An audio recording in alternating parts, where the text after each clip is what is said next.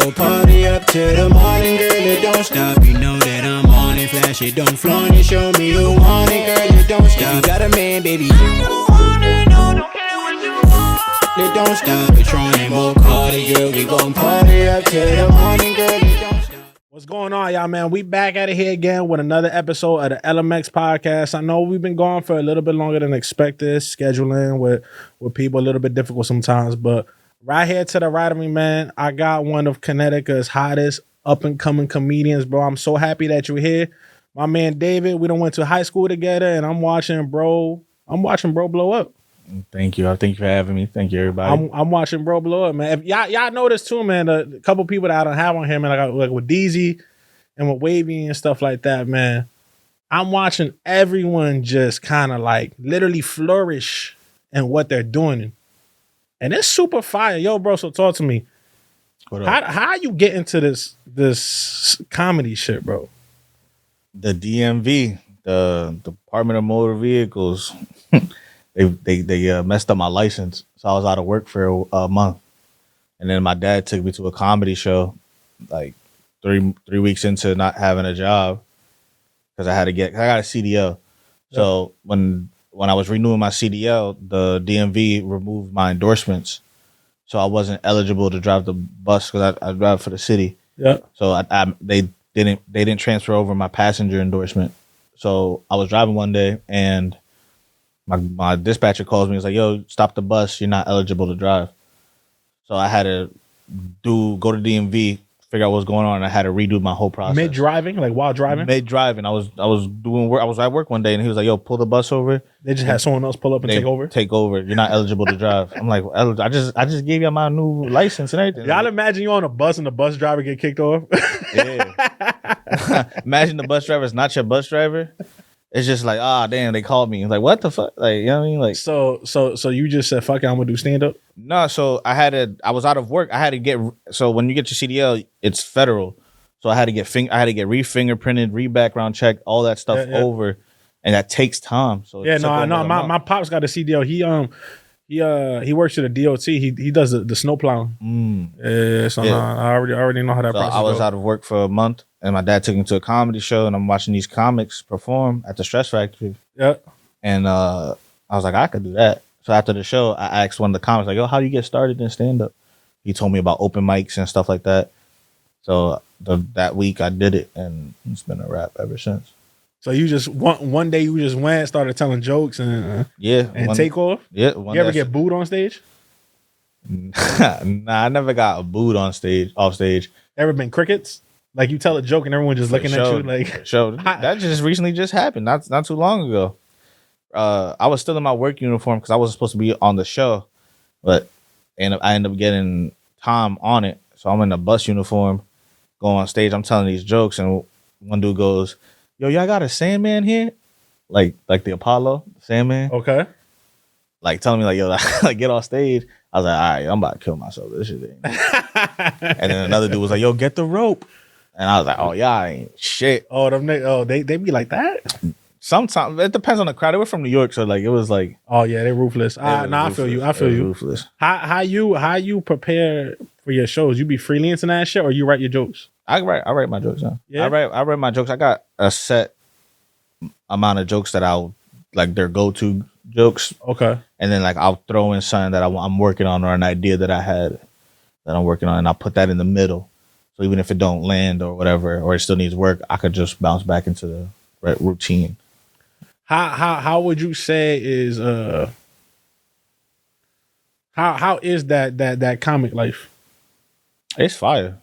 I love comedy because I'm in nobody's way. What you mean by that? Like I could be cool with the rappers. I could be cool with the movie producers, the podcasters, because I'm not in anyone's lane. Like, where I get what you're saying. You know what I'm trying to say? Like, you don't feel like you're taking someone's spotlight. No, none, because nobody wants. No, not a lot of people are comics. You know, so like the rappers is cool with me because I'm not trying to out rap them. Everyone want to be a rapper. Everybody want to be a rapper, but everybody want to laugh too. Yeah. So they bring the funny guy. Like, yo, come on, hang out. Oh, come do this podcast with me. Come do it. You're not gonna ask another podcast to do a podcast with you. You got your own podcast. But you'll bring a comic, you'll bring a rapper. Like I'm in no one's lane. I'm in my own lane, and everybody fuck with it. Yo, you know what? I never even thought about it. That's actually like that's cheat code. Nah, that's actually like I guess like a good lens to look through it. Are you and I'm not trying to count your pockets, but like you monetizing off this? Like oh, I'm doing very well. Oh yeah, I'm doing very well. I like to hear that. How long was it before when you started to where you got to that point to where you're like, oh, this is going good? That's it. Yeah. I've been doing comedy for going on 3 years now. So it took you 2 years to get to that good monetization point. It took me 1 year. Oh, that's it. The first year I started, by the end of that year, I was making bread. Oh, that's off of comedy. I run a whole comedy club now. That's not, bro. That in the grand scheme of things, that's not a long time at all. It's not. I make like comedy's so small that when to make money in it, like takes not only does it take time, but there's not a lot of people doing it. I want to also let y'all know too. This man is the youngest GM of a comedy club in the United States. Yeah, Bridgeport Stress Factory. He just became the youngest GM ever in the history of the United States. There's articles written about it. Like you can fact check that. Like I'm not capping. I was the general manager of that comedy club by the time I was 27. That's fire. So I've been running that club for almost going on 2 years now, and I've been on stage every weekend. You know. So what do you do what does running the club like entail? I book comics. I make sure the club is running. Everything, because our club serves food and drinks. I make sure the kitchen's running, make people getting their food. Okay. You know, sound, audio. Like I'm running. It's like a business. I'm running. If you ever been to a comedy club, I'm the boss of the comedy club. I'm making sure the comedy club runs. And then, but I'm also a feature act too. So most shows you'll have 3 comics on stage. You have your host, your feature, and then your headliner. That's the guy you come to pay to see. Yeah. I have so much time in comedy. I could do 30 minutes now. So I'm classified as a feature act. Okay. So I'm the second guy. I'm the second guy that comes up before your headliner. Who's so far while you've been running the club? Who's like the most famous person you've booked for the club? Most famous person I've booked for the club. Everybody has their famous in their own right. Yeah, it's subjective. It's subjective. Yeah. But like heavy hitter, Marlon Wayne, Tony Rock, Nesh Patel, Ari Spears was just here. He did sold out weekends. Justin Silva was here not too long ago. He sold out 7 shows. You know, so fame and then what they do in ticket sales, there's 2 different things. But who's the most famous person you've met so far in your eyes because of this comedy shit? Most famous person I've met, or most like well-known person? I think Ashley Larry, Darnell Rollins. I'm gonna be honest with you, I don't know who you're talking about. Actually, you know, oh, guess he's not that. Oops. And I don't mean that. And I don't really know a lot of comics. Rollins, but from Dave Chappelle show. No, Ashley. Nah, bro, I'm not. I ain't gonna. How old are you? 28. you don't know Ashley Larry from the Dave Chappelle show? Nah, bro. I know who Dave Chappelle is. You ever seen the Dave Chappelle show? Very little bit. I'm rich, bitch. Nothing. No. That's crazy. Get him out of here. Get him out of here. Where's your producer? Yo, you know Ashley Larry? You don't know who? He talking to someone else in the studio too. Y'all don't, yo. Nah, that's crazy. Yo, start the pod over. I'm not getting clipped up because y'all niggas don't know who. Y'all know who Darnell Rollins is? No, bro. Can you stop asking me? Because I'm gonna keep saying no. That's not, like, and I don't mean that in no. Nah, he meant that all this. Yo, no, Darnell. No. Yo. Bro, I don't follow comedy. Like, I'm not. You know what I'm saying? Like the only comedic thing that I know, I tell you who Kevin Hart is. You know what I'm saying? Like Dave Chappelle. You know, but outside of that, bro, like I don't really like. That's not my sphere. You know, like, I don't know what else to say. Who's your top 5 favorite comics? I don't even know if I can name you 5. You can't name 5 comics. One of my favorite like comics though, like truly that I do like is Bill Burr. I love listening to Bill Burr. That's a deep. I feel like that's a deep cut. That's crazy. Yeah, bro. It's not my world. I know, but like, I don't understand that shit. Like, it's not. What do you mean? It's not. You don't like laughing? Nigga? Okay, like, give me your top 5 favorite hockey players. I don't watch hockey. But who doesn't like to laugh? That's my point, though. I hear you and I feel you. It's just that I've never been like, yo, I'm gonna watch this comic. Like, I don't know. Like, it's just never. I like watching Kill Tony. That's insane. He's been on Kill Tony. But like, Well, okay, how I'm you like not- watching I'm Kill not gonna Tony when watching a bunch of Hold niggas on. who are open micers, but you don't know who. You know what I I'm mean? not gonna sit here and say I'm an avid watcher of Kill Tony. I have watched Kill Tony. Got you. You know what I'm saying? But like, I'm not sitting there like, when's the next episode drop? You know what I'm saying? Like, that's not me. Every Mondays on YouTube. Would you go on there?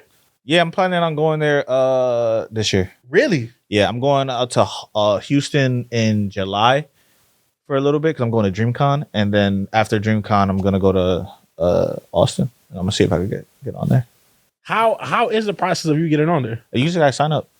And they just call you? They sign up and you watch the show, nigga. Yeah, no, it's yeah. You sign up and they pull your name out of the bucket. Yeah. There's no thing that you can do. I really want to see you on there. There's nothing that you can do like to like really make to like cement you getting on there. I tried. Like I hit up David Lucas and like, yo, get me on there. He's like, nigga, that's really how they do it. They really pull a bucket. Yeah, Good no, luck. and I think it's cool that they do it that way too.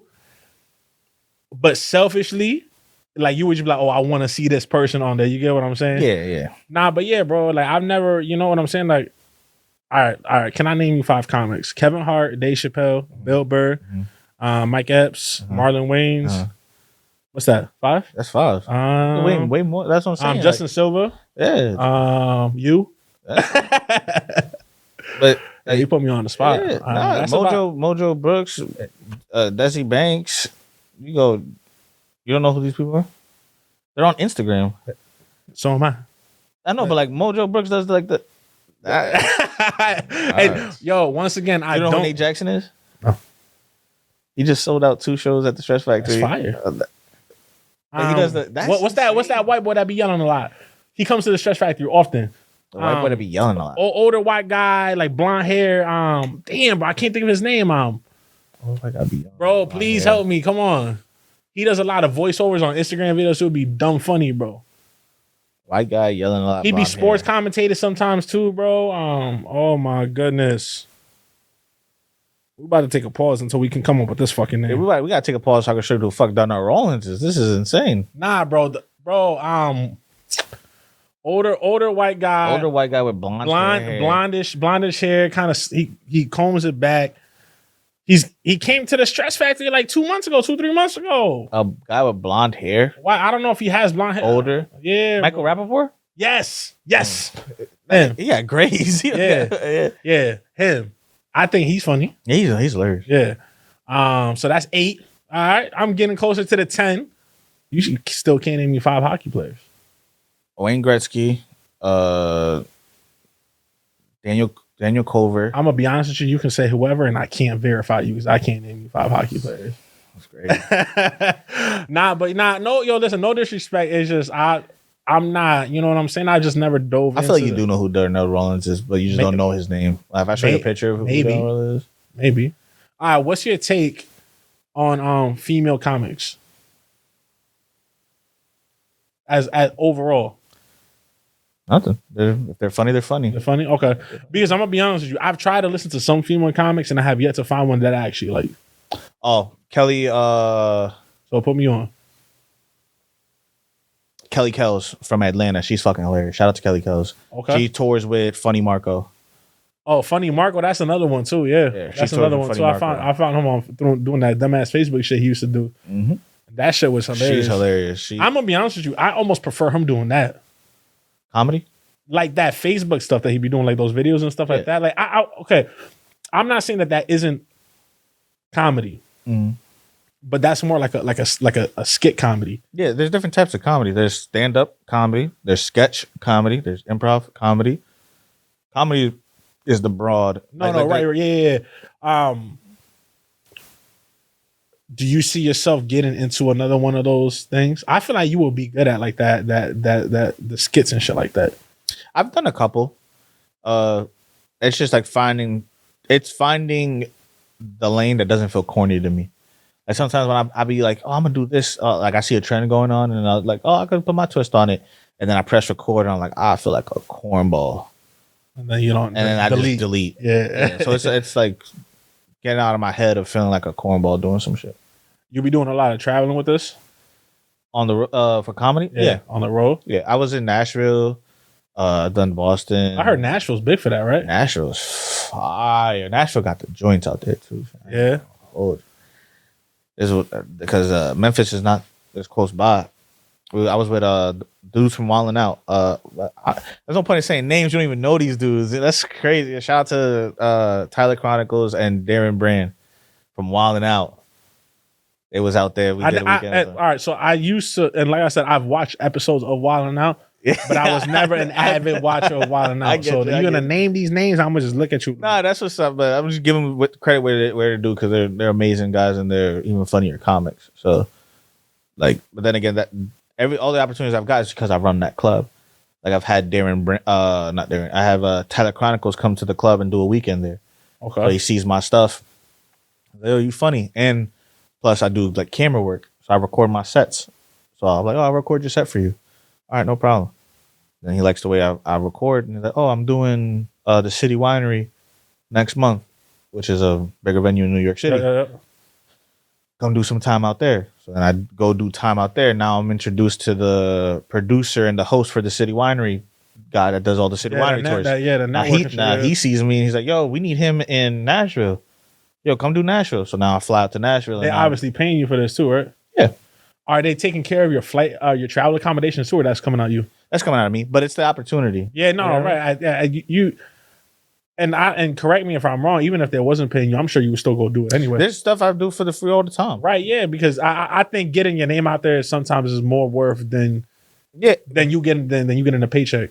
The best thing that ever happened to me is coming out of high school, and I used to be a stock boy at Target overnight, and listening to a Breakfast Club interview and Charlamagne saying, not every opportunity comes with a paycheck.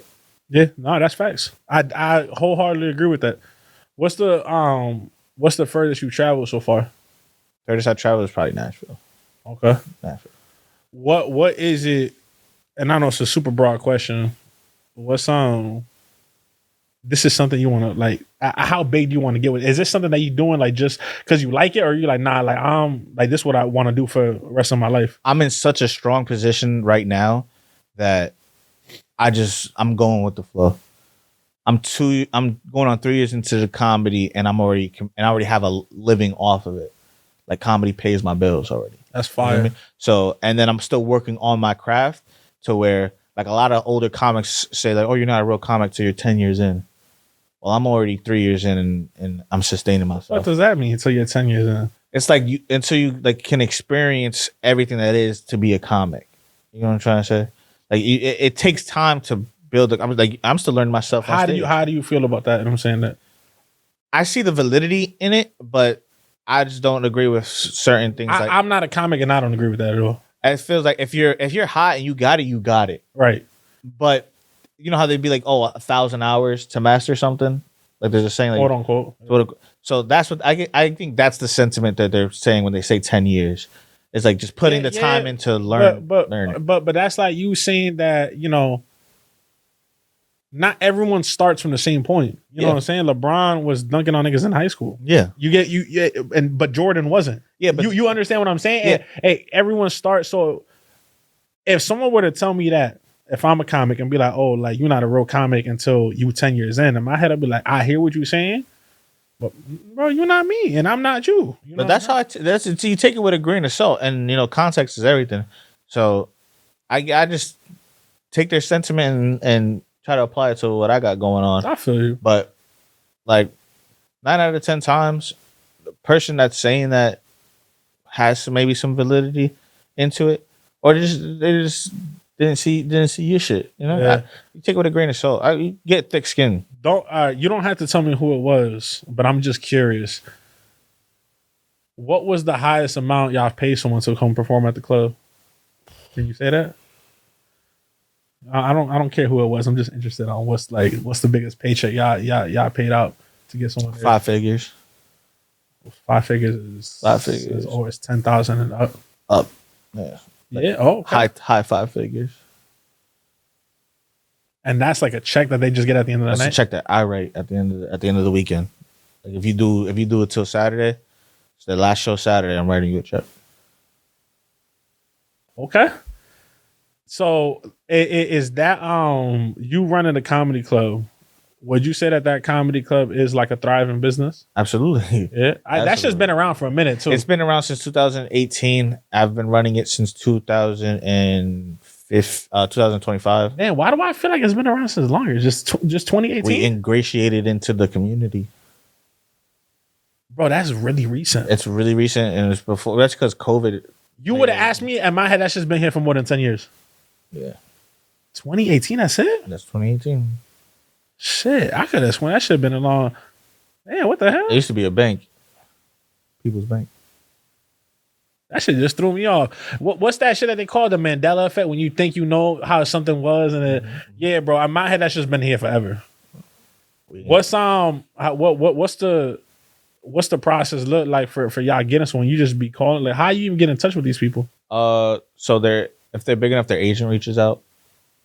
Also, the agent reaches out to you. The agent reaches out to either me or the owner of the club. Okay. Or the regional manager. And then aren't there other Stress Factories too, though? Yeah, we have 3 locations. So we have the Stress Factory in Bridgeport, we have Stress Factory in New Jersey, New Brunswick. That's the oldest club. That's club been around since 91. Okay. And then we just opened up a new club in a casino in Kings of Prussia, PA.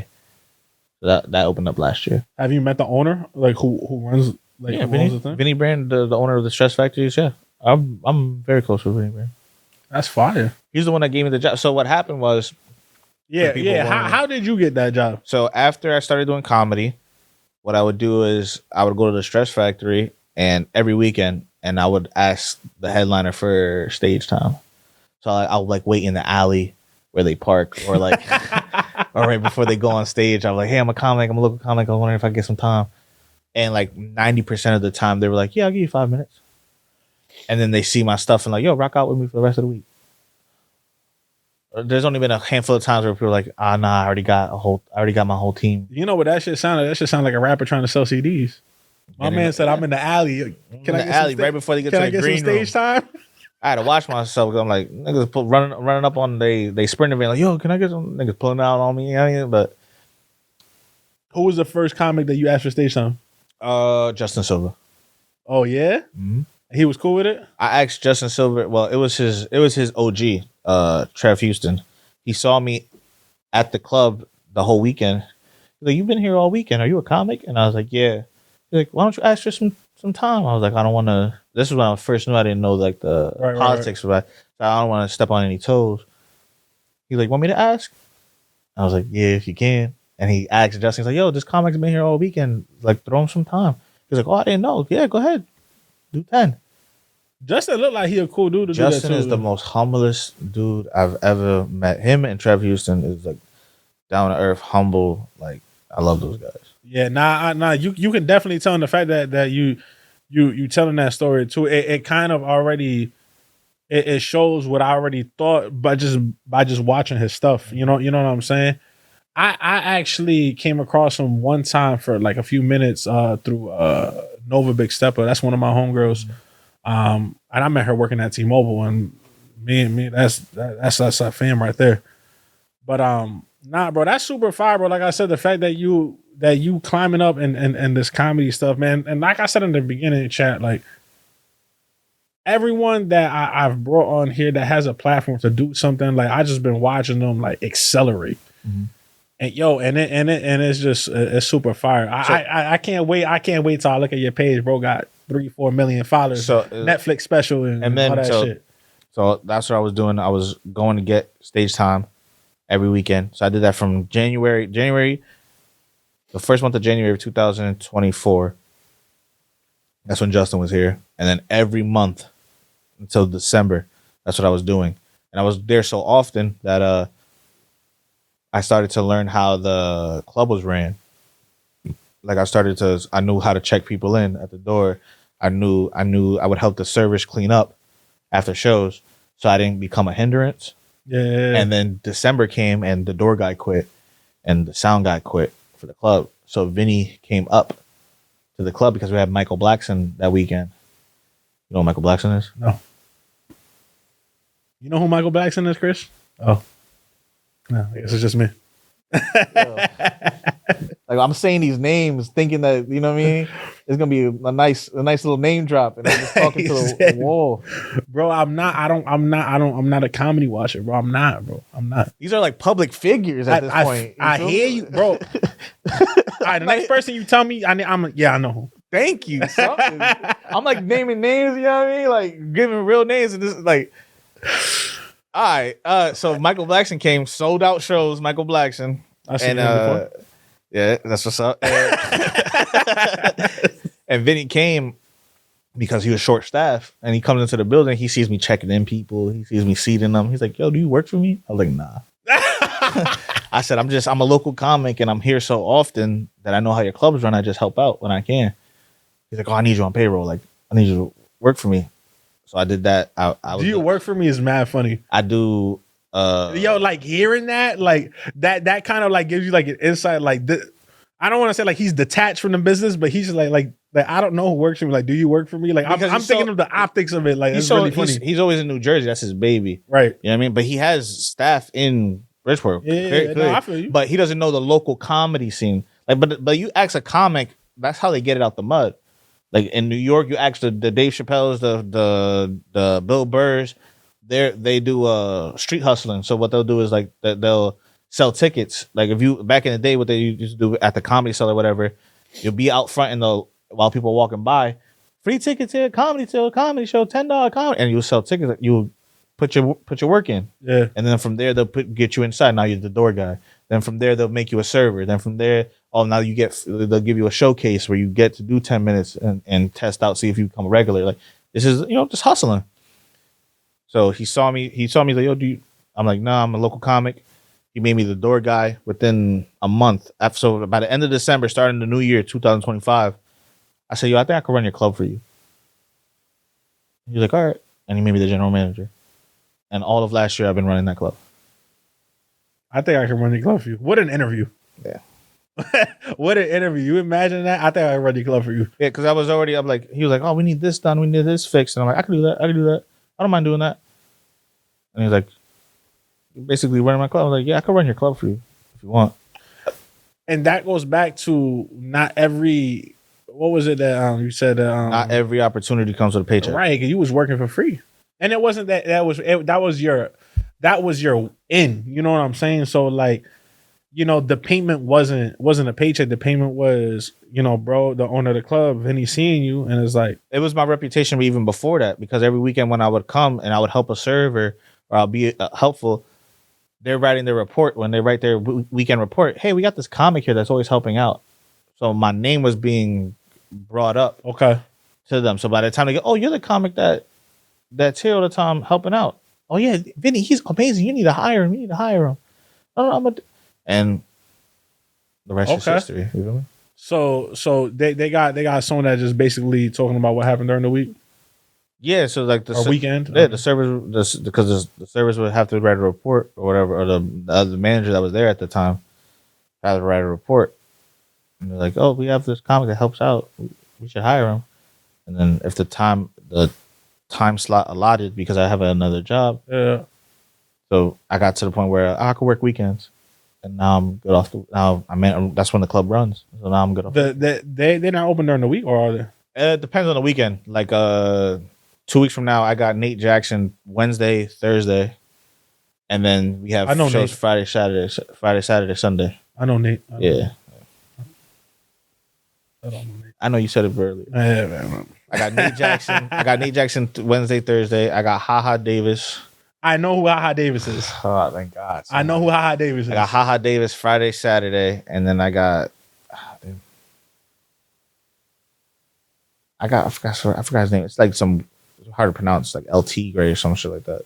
LTs on Sunday, something like that. So these people. Let me ask you this: when you do open mics, how do you decide who comes on to the thing? What do you mean? You said because sometimes they have like open mic sessions, right? That's how I came up. I don't do open mics anymore. Oh, you cut that shit out? I don't. Not that I cut it out. Like I'm not too good to do an open mic. I have done them. Open mics are normally done during the week. Okay. So I'm working on my other job. And no, that's what I'm saying. Like, does the comedy club do open mics? We used to do open mics, but we don't do them anymore. Why not? No one comes to them. Fair enough. No, it don't make sense. It'd be like 5 people coming to an open mic that I got a staff. I have to have a server because we still open the club like it's a club. Yeah. So you'll have 5-10 people sign up for the open mic. But if I don't have any patrons coming to watch the people performing the open mic, It don't make sense to do. It don't make sense to. I got to pay light bill, all that shit. You know what I mean? So let me ask you this: you haven't thought about a way to drive people to the open mic stuff? Like you don't think there's a way to thing? It's not a necessary thing for me or for the club. Like we make our money during the weekends doing real shows. I don't need to run an open mic. We can do that at a bar somewhere. I don't know. I'm just thinking that maybe that I guess I'm looking at it from a lens, and don't get me wrong, I get it from the business side. If that shit not making bread, then we don't need. It don't make sense. Yeah, it don't make sense, and I completely agree with you. I was just kind of look at it from the lens of giving someone that chance to, you know. That's the thing. I keep my ear to the streets. So I have, when I was coming up, the Connecticut comic scene, I have people that DM'd me like, "Yo, this new cat, it's funny. Check him out." I'm like, "All right, send me his page." And I've hit people up like, "Yo, come do 5 minutes. Yo, come host. Yo, come.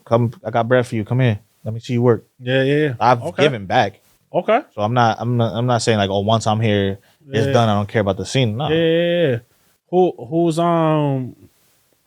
speaking of the Connecticut comic scene, like, is there anyone that you say that's like real, like coming up, like no one really knows about that? You like, yo, this person could be fire. There's a couple. Yeah. There's a few guys. It's just like how do you say it? It's competitive. Like there's a few guys that getting after, but then there's a lot of mid. A lot of mid. There's a lot of mid. But there's a few. Are you the person to tell these people that ask for 5 minutes or whatever the case would be, like, yo, if they're bro, good? No, like that shit wasn't good. No, I stopped doing that a long time ago. Why? It doesn't benefit me telling you the truth. I'm just gonna make an enemy out of you. If I tell you your shit was ass, and then now you don't like me for telling you this, what did I win out of that? I just gained an enemy. When I could just nod and say, "Yo, good stuff." Ooh. I don't know how I feel about that. I used to do it. I used to be like, "Yo, you can touch it up," or I used to give people real criticism. Like, bro, yo, that I'm shit. not gonna lie. Like, so I'm a person. Like, I'm super blunt. I'm known for like just I don't give like I'm gonna say what I want to say, how I feel it. You know what I'm saying? Yeah. But you just kind of gave an argument that like I can't push back on. I actually like how you defended that. Yeah. I was kind of like against you at first, but like, why not you telling them they ass? There's no point in making an enemy out of someone. When I was cool before I said anything with you. Now I tell you the truth of how I feel, how I think your set went. Now I just gained an enemy, and what did I gain out of it? I didn't gain anything out of it. Ooh, Chris, what you think about that? 40 laws of power, man. You don't know? I don't know. I'm on the fence. I don't know. I'm on. Yeah. There's nothing to gain. Yeah. Y'all probably can't hear him, but we I'm asking my producer what he think about that. I would think you gain the almost like. What, the respect? No, it's a personal thing. Yeah. Like to me, it's like an internal thing. Like, I'm not gonna lie to you. If you suck, you suck. Like, I don't know. So like it's just too strong of a word, but I say like Self-integrity to. If you talk the truth. I definitely agree with you. I like yes. I didn't know how to explain it. Definitely self-integrity. Like, you're not gonna like. I don't know. And once again, the reason why you gave, like, what did I gain out of the enemy? I've never heard anyone say that. So when you said that, I'm just like, it is a very excellent point. That's why I'm just like, ooh, like, I don't know how I feel about that. Like, you kind of like, now I'm on the fence. Like, yo, you're right.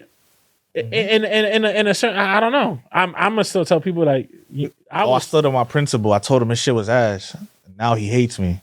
The fuck that? I just gained an op for no reason because I wanted to tell this shit was ass. What do y'all think about that? What do we care about getting or not? Why would you? Why would I? It's like the nature of. No, but what? Chris asked, what do we care about gaining an op? What do you care about gaining an op? Why are you intentionally making it harder for you to? Well, it's not intentional. It's just who I am. Yeah, that's intentional. No, that's not intentional. No, The fact that the person has made you an op in their eyes doesn't that say more about them than you? facts. Yeah, but That's their problem. Yeah, that's their problem that I pushed into. All right, I'm gonna give you an example, right? RP my bro Don. Mhm. When I first started doing my podcast in my basement, built my studio and everything, one camera angle, one light, this, that, the third. He watched, he said, bro, I like you. I don't, he's like, you need to fix this, that, the third. Yeah. Am I gonna say fuck that nigga? No, but what I'm saying is that you already had a rapport with that person. Okay, I get what you're saying. That's another great point. So his opinion, That's another great point. you hold value in it. That's another great I point. can't see every I told you there's a lot of mid. Yeah. Okay. So how do I look going around to these open mics telling people that their shit is mid and they don't know me from a can of paint in the wall? Or even if they do know me, then I'll just look like that's the manager for the club. What if he's an asshole? Okay, I get it. You can't just randomly walk up to something and be like, yo, that shit was mid. Now when they ask me, Now what if they ask you? Yeah. Christian stood up. Yeah, he's wanted to see what he's gonna when say. they ask me, I try to give them a soft truth. A soft truth. A soft truth. A very soft truth. Yeah. Like sometimes I'm like, oh, this is where you could have, like, there was perfect example. I had booked a host and a feature to do the show because I was out of town. Okay. There were local people. And I ended up coming back in time enough to catch the second show for them. Okay. And I'm sitting there and I'm watching them. And I'm watching their stuff and I'm critiquing it because what happens is a lot of people get comfortable with doing a certain type of show. It's like a bar show, like a local show, where like the people at the bar aren't paying attention, or you're only performing in front of 4 people that are drunk. You know what I mean? So they don't really know. It's a different atmosphere when you come to a comedy show. When where people are actually paying attention to what you're saying. What you're saying. They paid for money to laugh. You know, it's a different vibe. Yeah. So when Like, I you got gotta on come stage, correct. I told the person, I was like, hey, you're saying this too much. You know, you're cursing too much. You're punching down on white people too much. If you're gonna do that, you have to learn. Comedy is a dance and it's an art form. I agree. So you can punch down on white people do this and white people do that. You can. That's fine. But you have to, unless you want to be Paul Mooney. He doesn't even know who Paul Mooney. You know who Paul Mooney is? No, I don't know. I'm sorry. Yo, come interview me, my man. Unless you want to be Paul, for the people who are listening, unless you want to be Paul Mooney, who's like really abrasive and when it comes to like Black Matters and white people that talk down on them, I doubt you want to be that. Find how to flip it. So when I say punch down on white people, she was like, white people do this, white people do that, white people do this. Now, to flip it, you would be like, and I'm not gonna lie, I almost voted for Trump. Once he said no taxes on overtime, I was like, let me see what this orange motherfucker got. You know, you flip it to where now you punch down on them, crack jokes on them, but now you make it to where you're a part of them. You reel them back in. Like a give and a take. I get what you're saying. A give and a take, you reel them back in. Yeah, But they don't see that. I get it. Unless I don't watch the comment, but I get what you're saying. So when I told them that, and they took the criticism well, but the exact words were, because you work with headliners and professional comedians every weekend, I'm gonna take your criticism with more reverence because I know what I'm talking about. I've seen it, you know. But if I was just another Joe Schmo, she would have looked at me like, nigga. Well, I don't know. I guess I look at it from the lens that I'm gonna be honest with you. I accept and I encourage all feedback from anyone. I don't even care if I don't know you. Yeah. Because all it takes is for someone to say something that either I never heard, or for someone to say something in a different light that I've been told maybe before and I never heard it in this different perspective, or for them to just say something that I've heard 8 other times and that 9th time it finally clicked. Yeah. You know what I'm saying? Like, to me, it's just like, bro, like, you know, I don't take feedback in a wrong way or criticism. Even if you ask where you ask something, like, that goes for people who are like confident. Like, comedy is not most comedy is not a real confident thing. A lot of insecure people in comedy. Yeah, nah, you definitely cannot be insecure trying to tell jokes. No, most people are insecure or sensitive. Nah, you can't. I'm not a comic, and I don't know comics. I tell you right now, you cannot be insecure and tell jokes. That don't even make sense. The two don't go together. They do, because a lot of the comic structure, they're trying to get their insecurities out through comedy. You know, when people are you defending that? What do you mean? Like, are you? So you think so? I'm saying right now, as a person who don't even know half these fucking comics who named, and obviously is nowhere near attached to that world, I don't think you can be insecure and be a comic. And I'm saying, and I get you're saying that there are those that exist. What I'm saying that I think it's better if you're not and don't give a fuck what people think and just. But you can't not give a fuck what people think and do a lot of entertainment. Well, no, well, I don't mean I'm talking about like okay, because you us doing this stuff is because we care what people think. Right? Because they gotta laugh at what you're saying. I mean it in the sense of like, damn. I don't know. I feel like entertainers are sensitive. I feel like it sounded a lot better in my head. What I was gonna say. It's insecurity in everything. Like, you know what I mean? Like, not insecure in the sense of like they don't want to perform or stuff like that, but like there's a certain vulnerability when it comes to art in general. I can agree to that to a certain extent. I can agree to that to a certain extent. All right. So, do you think that the comics that are well, we stemmed from this conversation because I said I welcome. Feedback doesn't bother me. I don't take feedback wrong way. I don't take critique wrong way. Like you tell me I'm ass, and okay, I guess I'm ass. Yeah. It is what it is. You're saying that like comics that the comics, it almost sounds like you're saying that you have to be sensitive to be a comic. No, I'm just saying that when it comes to feedback and critiquing, I don't give unsolicited advice anymore.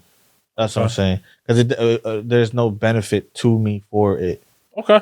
Besides just being fair enough, true to my thoughts. But yeah, nah. You actually, you know what? I was kind of like going against you a little bit earlier, but I stopped that too a lot because I've actually grown to I grown to a stage where sometimes there's just things that just don't need to be said for whatever the reason may be. You know what I'm saying? Like the one example that I can think of, like the prime example in my life, and it was the first time. It was kind of like an aha moment where I'm like, nah, like this is the way things should be going forward.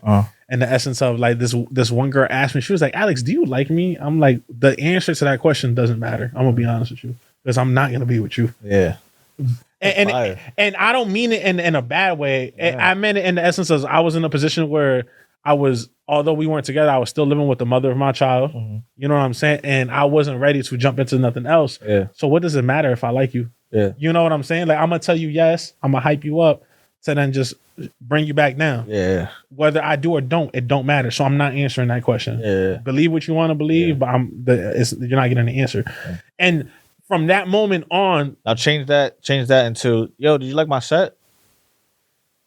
Did you like my set? Yeah, that's what we call it. Like when you do perform, that's your set. Yeah. Did you like my set? Yeah, did you like my set? Now I'm like, the answer to that question doesn't really matter because, you know what I mean? Me personally, I'd be like, nah, nigga, tell me, did you like it? I said, yeah, I'd be like, yo, it was cool. Or I'll try to find one thing I liked about it. Yeah, that joke with the air horn and that shit was fire. I like what you did with that. You know what? I'm gonna digress a little bit on my stance just because of that story that I told. But I definitely realized from that moment going forward, where just sometimes things don't need to be said. You know, like it because for what? You know what I'm saying? Like we're not gonna get nothing from it. You know, so like I said, from that day forward, because I do a lot of self-reflection at the end of every one of my days. I do a lot of self-reflection. And I'm like, damn, like that was actually smart, Alex. That was probably one of the smartest things you've done in a long time. Because if you would have said yes, I'm not saying whether I did or don't. I'm still holding until I'm not answering. If I would have said yes, it would have been like, what now? Like pleading the fifth on your baby mom is crazy. No, not on my. She wasn't my baby mom. What I'm saying is that I was. It was during the time where I was still living with my baby mother. Oh, so this wasn't a my fault. No. I was still living with my baby mother, but we weren't. But it was someone else. Gotcha. And it was just a weird time in my life, and I was just like, answering you is not gonna. Because even if I do, I'm still not gonna date you. Yeah. I'm letting you know right now. Even if I did, got real shit going on. You're like, I like you, you like me. I'm like, it's not happening. So it's just like, from that moment on, I was just like, there's a lot of situations in your life where you could have did that. Where like, it's okay, we don't need an answer. Yeah. Because I've always been like, either my favorite word is no. Yeah. Or like I said, I'm very blunt. Like, I'll say whatever the fuck I want to say when I want to say it. I don't care who around. It's how I feel. Yeah. I like to think I don't talk on my ass. I do think a lot before I speak because there's very little times where I've said something that I regret. Yeah. I do think a lot before I speak, but still, even to a certain extent, after that day, I realized there was a lot of times in my life where I could have taken a stance like that and just like not committed to nothing. Not just don't answer. I'm not giving you an answer. Yeah. You know, so I digress with you. I kind of get it, Chris. Yeah. I kind of get it. It's not always just like I'm a shitting on them or like I'm praising them. Sometimes Just neutral. like, oh, it was cool. Yeah. Nah, you know what? I'm a 50-50 on it now. Yeah. Nah, I kind of, you know what, actually sitting here thinking about certain experiences in my life. Yeah, nah. Yeah, that's a real adult thing, actually. You hit him with it, it's cool, and I'm not gonna shit on it because I don't need a new enemy. I already got ops. Yeah, you know what?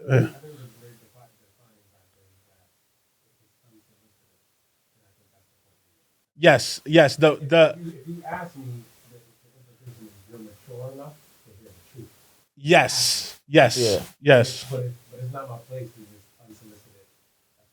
unsolicited. So I'm not sure if y'all can hear him, but he was just talking about how David was saying that the whole important part is whether it's unsolicited or not. Yeah. Which I also do agree, because if you are just going around just like, nigga, you suck, that is kind of crazy. No, but a lot of comics, they'll ask you just for the dopamine hit of hearing someone else validate them. Yeah, of hearing the run of the mill good set. Yeah.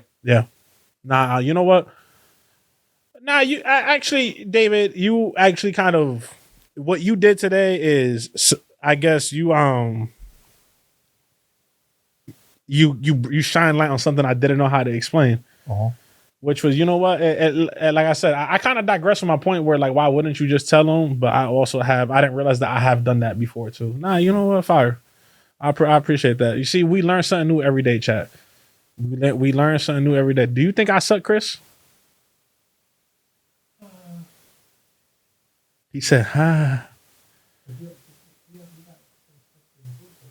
Yeah, he said I got stuff to improve on, and I like hearing that. I like hearing that. Yeah, I'm really big on feedback. I'm not gonna lie. Like, I'm super big on feedback. Like, anytime I do something, anyone that's watching me, I'm like, yo, what you think about that?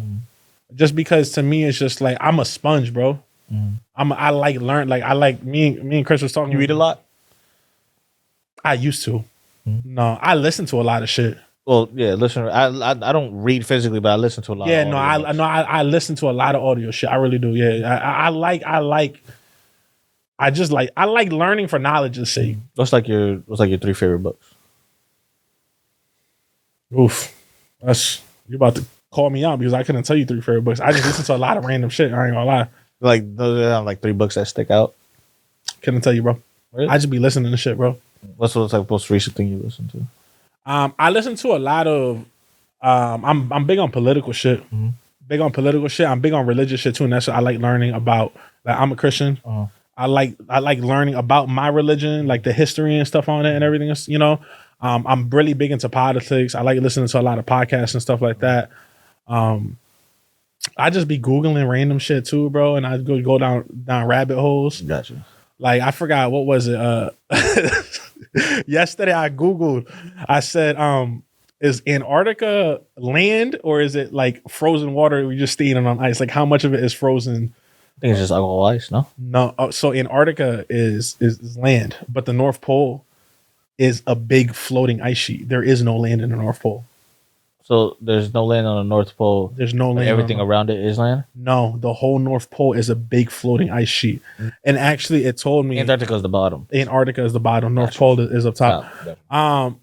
It told me it was, if you were to camp on the North Pole and wake up 8 hours later, you, like, physically, like, where you are at the same spot, but coordinately in the earth, you're somewhere else because it's always moving. Yeah, because it's at a tilt. Because it's a big floating ice sheet. So I don't know. Like, I just be, like I said, like, when something interests me, like, I'll start research. I binge it. I research it. You know what I'm saying? Like, I don't know. I just like learning shit. That's how I've always been. Gotcha. Like, I'm like a fucking walking Snapple fact sometimes. That's fine. Did you know that all the ants in the world, like ants, they weigh more than all the humans? And we got some fat motherfuckers. Yeah, because there's just so much more ants. All right. Listen, I got a serious question for you. Okay. Before we close out. Yeah. Can you tell me a joke? No. That's one of the questions I hate the That most. you hate the most. I knew it. Can't stand that shit. I can't stand that shit. Nah, I was fucking with you. But anyway, bro, listen, I appreciate you stopping by. Thank y'all for tuning in, man. I'm gonna have David's info in the comments in the bio in the show, the episode, man. Once again, much love. David, I appreciate you. David is also gonna be hosting. I know y'all have been seeing the snippets I've been posting. I'm gonna have a game. I'm coming up with a game. David is going to be the host of that game. So stay tuned, stay alert, and I'll catch y'all next time, man. Peace. Look, I've been on the road, I've been trying to get my bins. Shooters, they on gold, they don't need no second chances. Sometimes I do the most, other times I don't be saying much. That's just how it goes, I've been trying to get my bins. Now it's everybody hit my line because I'm popping. Now it's bitches telling me I'm not a second option. Now it's labels sending contracts trying to get it locked in. Now my city saying I'm